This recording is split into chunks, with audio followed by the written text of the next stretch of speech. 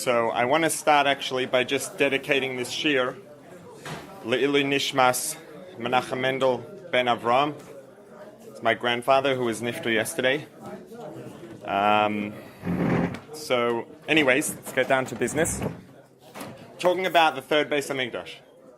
So obviously we're here to talk about Geula and Mashiach. What is one of the most central elements of Geula and Mashiach is the Beis Hamikdash, obviously. Now, we know we already had two Batei Mikdash, and between them they stood for 800 plus years. What's so special? What is it that we're looking forward to the Beis Hamikdash, the third Beis Hamikdash, so much? It's something that we're awaiting for thousands of years. We had two, they came and went. We know that the third Beis Hamikdash is going to be Nitzchi, it's going to be eternal.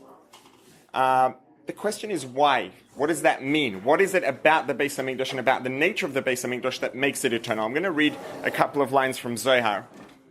It says, this is a quote, direct quote straight out of Zohar. Ovesa ispnei ayudah barnash, abayis, and it's talking about the Batei Mikdash that are built by the hands of man, by people, uvegin kach lo iskayam, and therefore they did not last forever. They were not eternal. Or Shlomo havayada, Shlomo Melech knew that the Beis Hamikdash he built would not be eternal because it was man-made, and everything that's man-made will, with time, deteriorate and not be eternal from a physical sense, also from a philosophical perspective. And therefore, therefore it says in Tehillim, Im Hashem lo yivne bayis, if Hashem will not build a house, shav amlu voinav boy. Voinav, those who built it, shav amlu boy. They worked for it, they toiled to build it in vain. Why? Because any Beis Hamikdash that's built just by man, as everything that's built by man, will have a time limit, it'll deteriorate, and eventually it'll be destroyed. And this was true of both of the first two Batei Mikdash. The Halei Slei Beikuma, it's not going to last forever. Va'ad kan, up until now, up until this point, says the Zohar, Binyana Kadma de Kucha Bricha, the first building that was built by Hashem, it's not a man-made building, it's not a man-made temple, Beis Hamikdash. That one which Hashem, which God created, lo hava ba'alma, it has not yet come into the world. Ulazimna da'aseh, and about the time which will come, the future, ksiv, it's written, Boinei Yerushalayim Hashem. Hashem, God, the Creator, will build Yerushalayim. Iyu, him, he, v'loy achara, no other. It's not going to be man-made, and this is why it's going to be in a whole different category. Uvinyana da anon mechakan, and this is the building that we are waiting for. V'la binyana devarnash. We're not waiting for a man-made temple, a man-made Beis Hamikdash. Deleis beik yom haklal, which has no eternal existence, no existence which transcends the physical world and therefore is not limited by the limitations that make up the framework of the world that we know. So now we have one piece of information from the Zohar.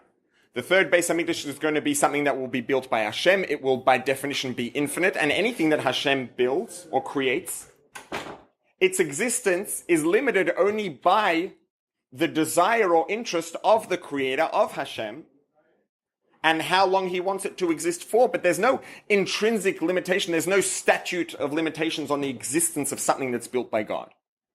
If he builds something, it exists as long as he wants it to exist. So that's why the third Beis Hamikdash is going to be eternal. But that's a start, but that's still kind of ethereal. It's very general. The question is, what does that mean? It will become a lot more meaningful to us. It will become more tangible as we get more specific. And the more specific we get, the more into details we get, the more meaningful it will become, the more tangible it will become, the more real it will become to us as people. Not that what Zohar says is not true or real, but, it's Zohar. And it will be nice to have something that will make it a little more tangible and something that we can relate to and just have a little bit more of a grip on than just the words of the Zohar. So there's a Gemara that talks about the third Beis Hamikdash, the third temple, and what does it say? The third Beis Hamikdash will not be like Avram, about whom it is written a mountain, Shekosu Boihar, and not like Yitzchak, that it's written about him a field, but it will be, the Pasuk associates it, and this is what the Gemara is talking about, the verse associates it with Yakov, the third of the Avos, the third of the forefathers. Why? Shekara'oi bayis. That the Pasuk associates Yakov with a house. as opposed to a mountain or a field.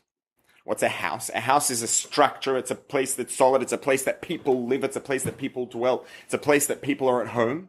And the third Beis Hamikdash is going to be one where God will be truly at home. And that's why it's associated with the word house, which is why the Pasuk associates it with Yakov, because Yaakov's associated with house. Now, again, obviously this is what the Gemara says, and it's 100% true, but it still feels like almost, chas v'shalom, we could say, a bit of a game. It's like it says this here and it says that there, and you pick and you match up all the words, and so it's going to be Yakov because Yakov says a house, and this is a house, and it's eternal, and it's where Hashem's welcome. But it still doesn't actually mean all that much to us. What does this mean? What does Yakov have to do with the house, have to do with the third Beis Hamikdash, have to do with the fact that this Beis Hamikdash is eternal and will have no limit, no end date? What does all of this mean? So let's talk, if we want to know what the Gemara is talking about and what the meaning of this is on perhaps a deeper level, it's talking about Avram, Yitzchak, Yaakov. Let's look at what we know about Avram, Yitzchak, and Yaakov. So we know, it's talked about in Chassidus a lot, it brings from Sifrei Kabbalah, that Avram is connected to the sphere of chesed, kindness. Yitzchak is connected to gvura, strength. And Yaakov is connected to tiferes, which is beauty, associated with rachamim, which is mercy. What does this mean? What is chesed? What is gvura? Chesed is kindness. Gvura is strength. Now, these things exist on many levels, and we discussed this a few weeks ago. These names, these labels of chesed and gvura apply to koiches hanefesh, to faculties within our souls. They also apply to the spheres above. The spheres are the elements that make up the structure, and it's a very consistent structure throughout everything that exists. Everything that exists, from the highest levels of the spiritual down to this physical world, and every specific creation within it, everything is built upon the same consistent system. And this is a system which is based on a structure of 10. Now, the 10 elements in this system are referred to with the names Chesed, Gvura, Tiferes, Netzach, Hod, Yesod, Malchus. These are the 10 names of. Now, in different places, they call different things. In our souls, and this applies to the godly soul, the Nefesh Elikis, it applies to the animal soul, the Nefesh HaBahamis. These are called Koiches HaNefesh. These are abilities of the soul, or faculties of the soul. When we talk about the same structure as it exists within spiritual worlds, spiritual realities, they're not called koiches, they're not faculties or abilities, because worlds don't have abilities. They're called spheres. These are the elements which make up the various worlds. So they're very different things, and chesed as it exists in the highest of all worlds, chesed in Atzilus, is a very different thing to chesed in Bria and in Yetzirah and Asiya. In each of the different realities, it's a very different thing. It has the same name because they're equivalent. They are the equivalent in different realities. Chesed in Atzilus is the equivalent of chesed in Bria, which is the equivalent of chesed of the ability of kindness that we have in our souls. They're equivalent, but they're very different. So what's chesed? Chesed generally is translated as kindness, because that's the version of chesed that we relate to the most closely, because that's what we know. We're people. We don't know what chesed in Atzilus is. We can't relate to it. It's not something that we're ever going to get. We understand what chesed in a person is. It's kindness. It's a nature of being giving. So now, does chesed, this sphere of chesed in Atzilus, in spiritual worlds, is it kindness? Are worlds kind? Worlds aren't kind. You know, they say it's a cruel world. The world's not kind. The world's not cruel. A world doesn't have a personality. There are elements within the world that are equivalent to what we know as kindness, and there are elements within the world that are equivalent in their nature, in their characteristics, in their descriptions, to what we know as strength, as gvura, as being demanding. So we call them chesed and gvura, kindness and strength.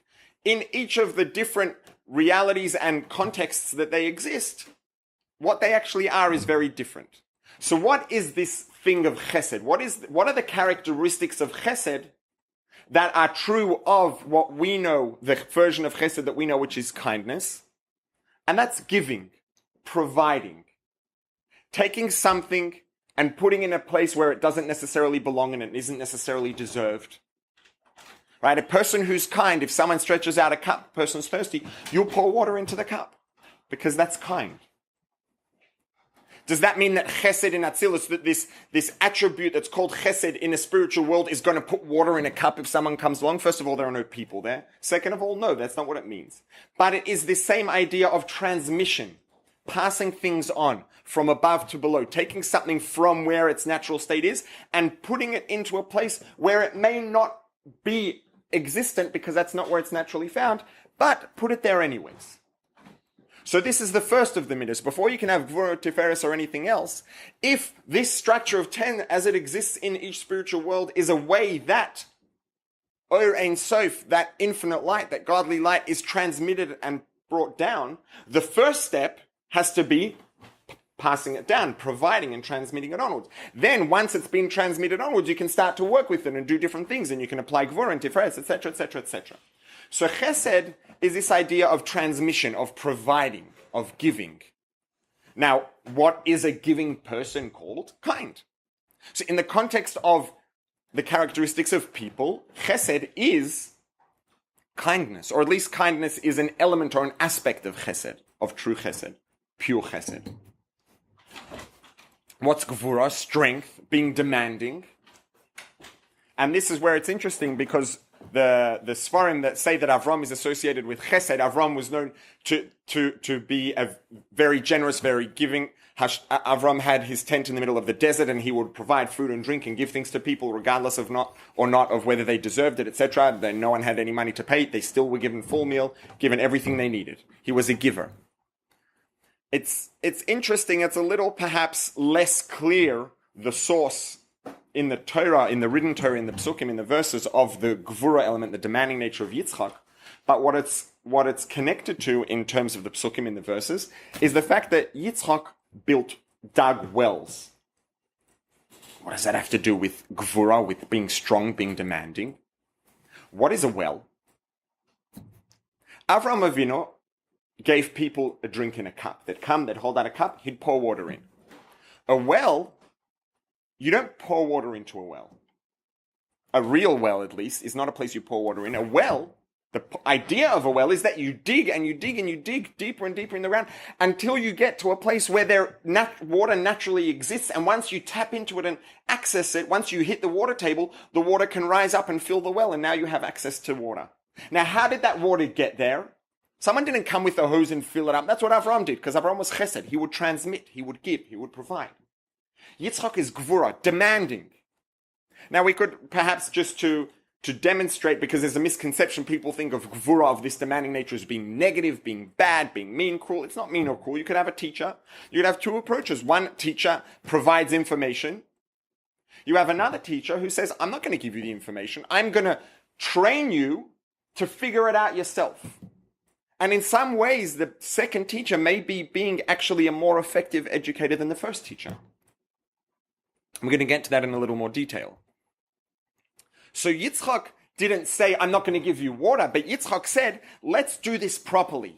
Instead of just taking water and putting it somewhere where it doesn't naturally belong, let's dig and bring out the water that's already there. That's gvura, strength. Strength doesn't mean being mean. It means being demanding, being strong.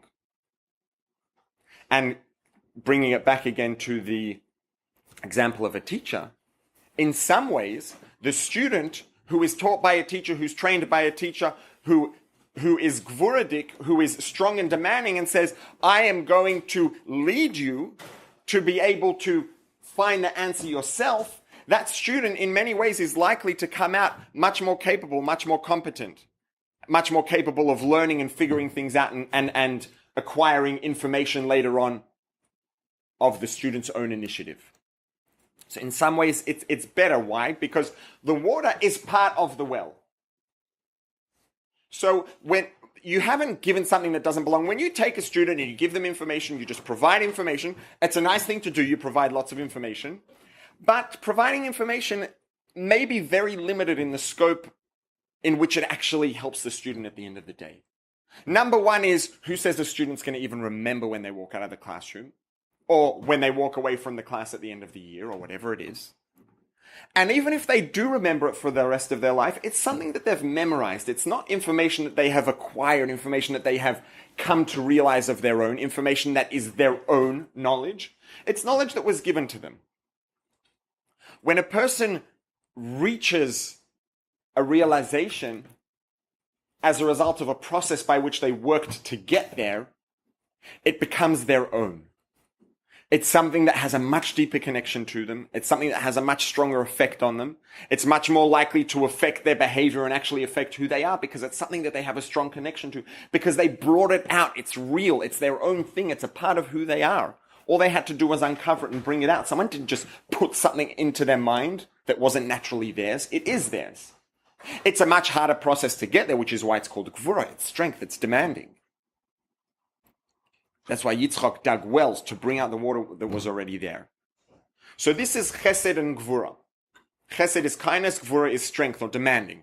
And again, bringing gvura back to the worlds above, to the equivalent, because again, there's no demanding nature in worlds, because that doesn't make any sense. Demanding is a characteristic of people. Perhaps it may be a characteristic of animals. That may or may not be the case. I don't know.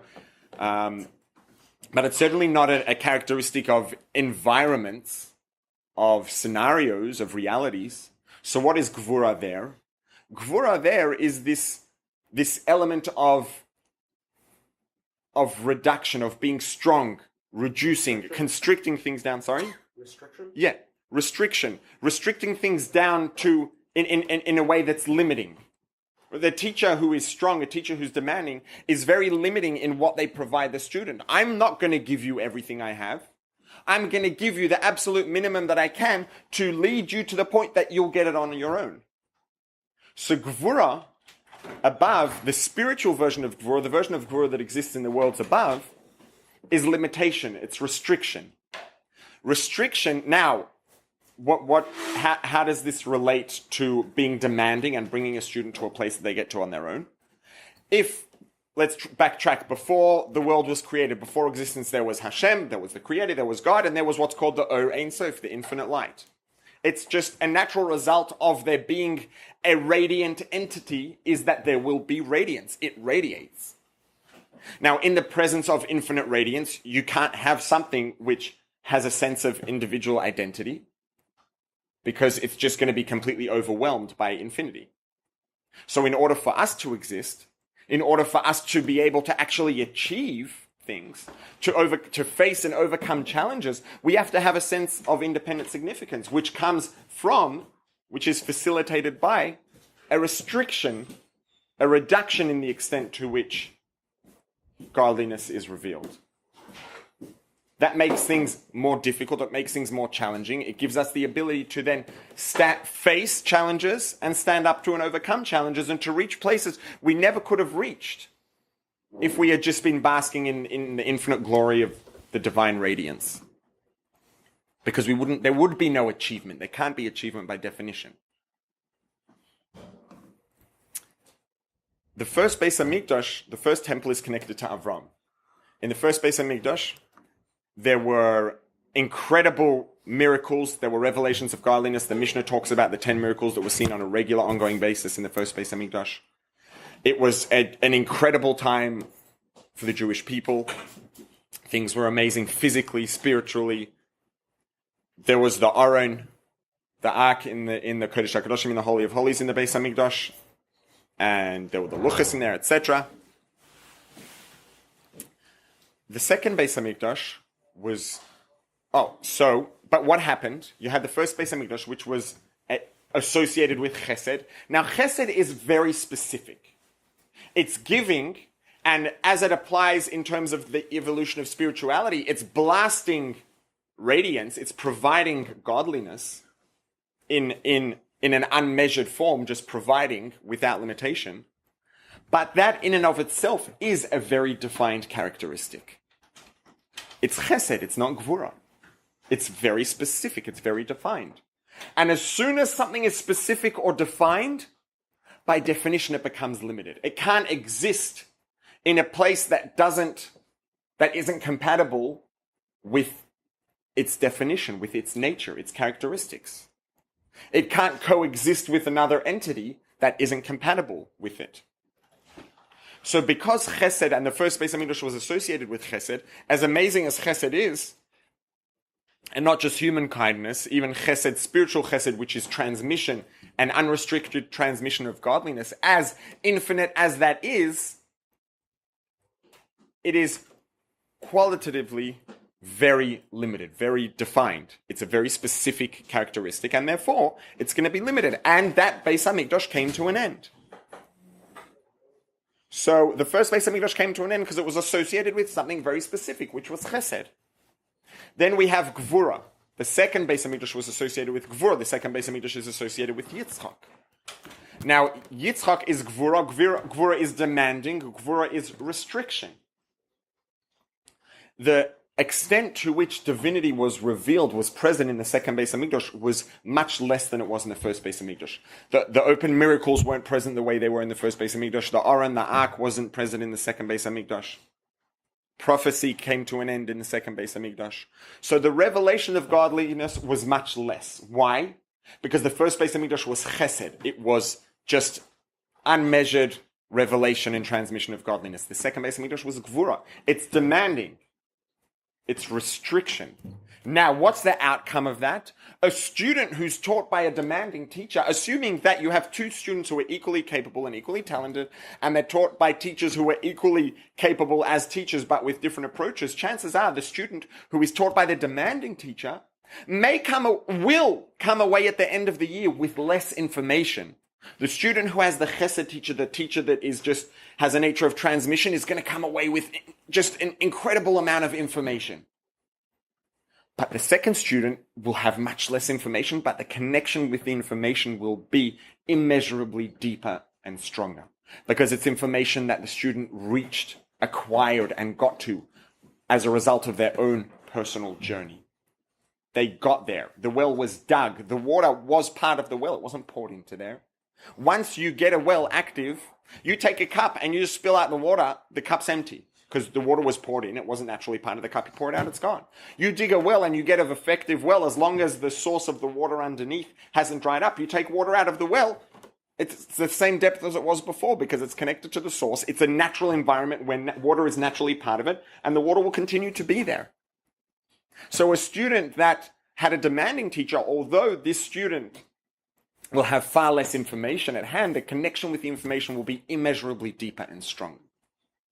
And that's what the second Beis HaMikdash achieved.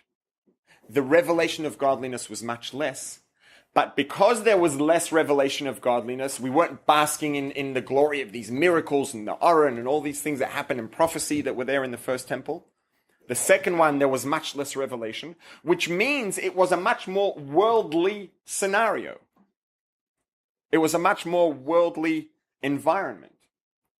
So it was still a Beis HaMikdash, it was still a place where the pasuk, the verse says, "V'shachanti b'zocha," make for me a temple, a sanctuary, and I will dwell there. So Hashem was there, the Creator was in the second Beis HaMikdash. And because whatever presence of Hashem was in the second Beis HaMikdash, it was in a second Beis HaMikdash that wasn't just something that was dumped here with the infinite revelation that wasn't really something that we related to. It was presented in a way that it was much more worldly.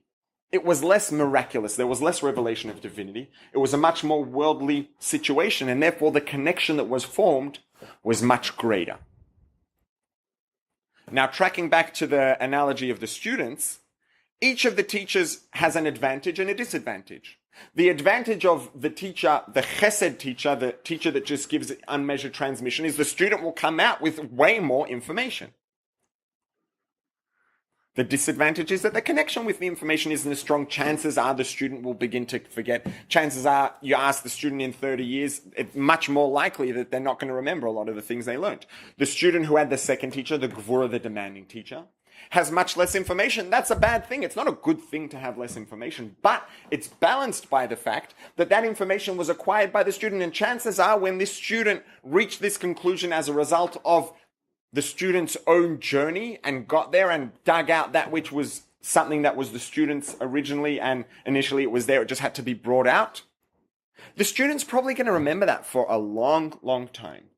So the connection's greater, the quantity is less. So the same thing, the first Beis Hamikdash, the first temple, there was much more divinity, much more godliness that was present and being revealed in the world, but the connection to the world wasn't so strong. In the second Beis Hamikdash, the second temple, the godliness, the divinity, the kedusha, the elokus that was revealed was a much lower, a far reduced quantity. The amount that was revealed was much less. But at the same time, because there was less revelation, it was a much more worldly event, which means that the things, that godliness that did come into the world was able to be integrated with the world and become part of the world to a far deeper extent. But that Beis Hamikdash also came to an end. Why did that Beis Hamikdash come to an end? Because despite the advantages that Gvura has over Chesed, despite the advantages that the student who was taught by a demanding teacher has over the student who was taught by a teacher with Chesed, with infinite transmission, it's still a very specific approach. It's Gvura, and it's not Chesed. Which means that it is defined by the limitations that make Gvura Gvura. It's defined by the limitations that make a demanding nature and not a giving nature. And therefore it only exists and can be effective in certain situations, in certain scenarios. And it came to an end, just like the first one did. Each one was defined qualitatively. It had a very specific defined nature. And therefore it came to an end because it had a period of time in which its nature was compatible. And that came to an end. Both of them came to an end. Now what's the third sphera in the series of Midos?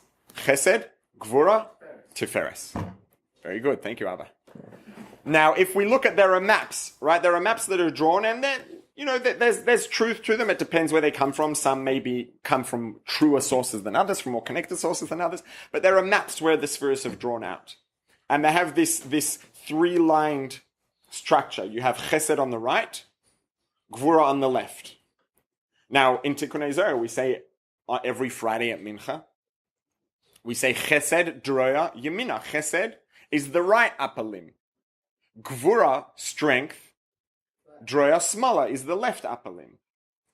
And when you look at the chart, Chesed's on the right, Gvura's on the left, both at the same horizontal level. Tiferes is below, in between. It's a middle line. Why is it middle? What's Tiferes? The translation of Tiferes is beauty. I'm not going to start doing a lecture on fashion. I'm definitely not qualified, but there's something that's an idea that's utilized very much in fashion, interior design, sometimes in all kinds of matters of design, is contrast. It's used a lot in photography, which is something that I am a little bit more familiar with. Contrast. What does contrast mean? Contrast means when you have two things that are very different, you have a contrast that's brought out between them. And at times, if you have something that's just all one color, all one hue, all one shade, it can become a bit bland. And as beautiful as that color is, there's a limit to how striking something can be if it's all just one color and shade. And that's what Chesed and Gvura are. They're incredible things. Chesed is an incredible thing and Gvura is an incredible thing. Now let's go back to these two teachers in the analogy. You have the teacher who just gives incredible amounts of information, and we're talking about someone who transmits the information effectively, and the students come out knowing the information. It's amazing. It's an incredible thing. It's an incredible gift to give the students, and it's an incredible gift for the teacher to have. Gvura, the teacher who teaches with strength, is also incredible. It's training students to learn how to reach conclusions and reach information on their own. But imagine the teacher who can balance both. Imagine the teacher who can give an incredible amount of information in a way that they get the student to reach it on their own. Now, it's kind of difficult to fit it into this analogy because at least in the pure forms that we're discussing, they're kind of opposites. Because the fact is, by definition, when you are teaching in a demanding way, the student is going to come out with a far less quantity because it's a process to get every little piece of information, which is why the connection is deep. So Tiferes is a combination. It's the middle path. Tiferes has both Chesed and Gvura combined in one, which is why it's beautiful. There's a contrast. There's a mixture of opposites.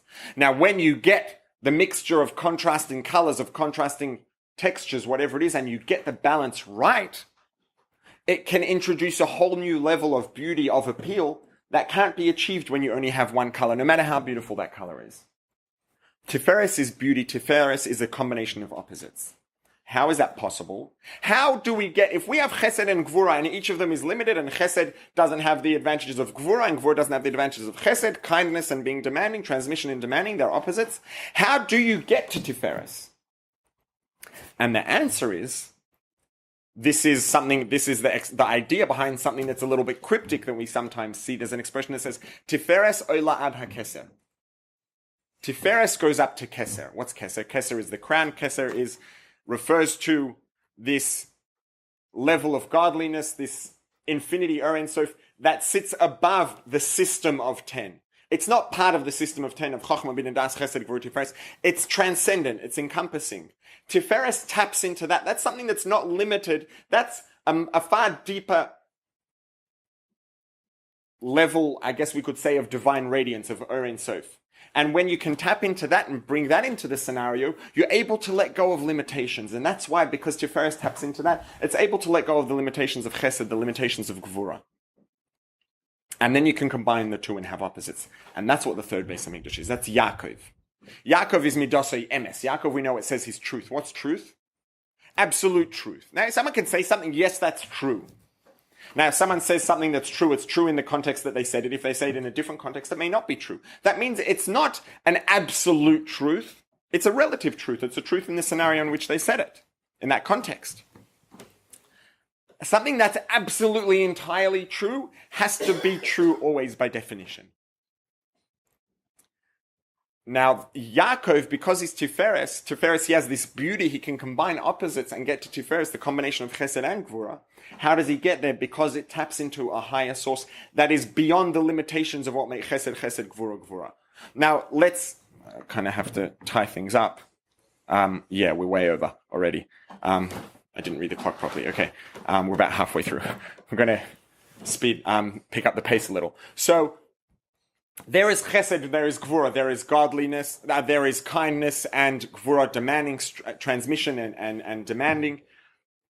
All of these are things that Hashem created, God created. They're spiritual and physical. They're different. God created them both. Let's go deeper. There is finiteness, there is limitation, and then there is infinity, there's bli gvul. Even infinity, even bli gvul is something that the Creator created. Hashem, God, is not infinite. He's not unlimited, because that is a definition. And if you say that God's unlimited, you're saying that God is not limited, which means you're saying God is this and God's not that, which means that it's not a real God. The Creator is the creator of limitation, the creator of the concept of infinity, the concept of limitation and lack of limitation. So, the Creator, God, Hashem, is absolutely undefined. Completely undefined. You can't say anything about Him. You can't say that is limited or that is infinite. He creates the concept of limitation, the concept of lack of limitation, of infinity. Creates chesed, creates gvura. When you tap into that, now, the first two Batei Mikdash were built by man. They were limited. They were connected to godly revelations, godly characteristics, chesed and gvura. These are divine things. They exist in spiritual realities, but they're defined. The third Beis Hamikdash is connected to Yakov. Yakov is Tiferes. Tiferes is a combination of opposites because it reaches above. It reaches to Creator Himself.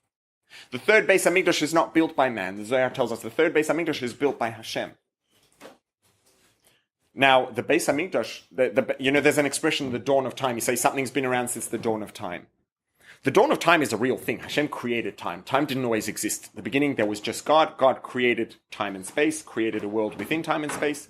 Now, at the beginning, the first two psukim of Torah says, Bereshis bara Elokim es hashamayim v'es haaretz. In the beginning of creation, in the beginning of creation of heavens and earth, there was Tohu vavoyo, v'ruach Elokim rachefes al pnei hamayim. The Spirit of God was hovering above the water.